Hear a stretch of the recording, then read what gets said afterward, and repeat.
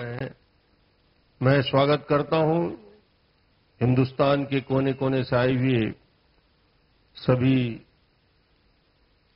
अतिथियों का, देश और देश के बाहर से आए हुए आज इस पवित्र अवसर में सभी संतों का और हमारे बीच उपस्थित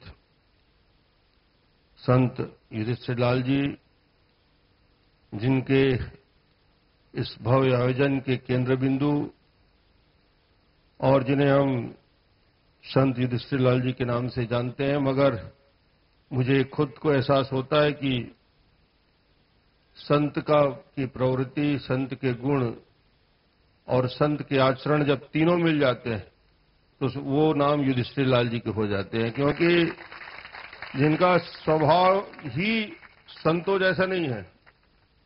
मैंने इनको नजदीक से देखा है, आचरण भी सेवा के भाव में, बड़े बड़े ऑपरेशन के कैंप, हार्ट के ऑपरेशन, किडनी ट्रांसप्लांट, क्या क्या नहीं होता इस पूरे पवित्र प्रांगण में, और उसके लिए जो पूरी रुचि लेकर इनके आशीर्वाद रहता है। मैं उनका इस पवित्र अवसर पे 300वां जब हम जयंती महोत्सव मना रहे हैं 13 अक्टूबर को, मैं युधिष्ठिर लाल जी का आज इस अवसर में उन्होंने एक आयोजन और उस गुरु परंपरा को कायम रखा है।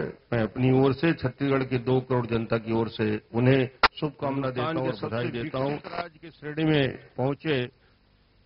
छत्तीसगढ़ की राजधानी हिंदुस्तान की सबसे खूबसूरत राजधानी और बेहतर राजधानी बने। यहाँ के लोग शांति और विकास की दिशा में आगे बढ़ें, और मुझे ये कहते हुए कहीं संकोच नहीं कि सदाराम साहेब की कृपा से छत्तीसगढ़ हिंदुस्तान का सबसे विकसित राज्य बनेगा, इसके में कोई नहीं रोक सकता। ये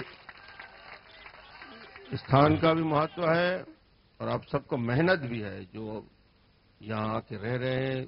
छत्तीसगढ़ की समरसता में, छत्तीसगढ़ के विकास में, छत्तीसगढ़ की तरक्की में और विशुद्ध छत्तीसगढ़िया भाव से जो काम कर रहे हैं, यही होता है छत्तीसगढ़ियों की आत्मा। और जो आप सब यहाँ के विकास में जितना योगदान दिया है और प्यार, संतों के प्रति भावनाओं का समर्पण, शदानी सेवा मंडल अमरावती जासांजा भायर,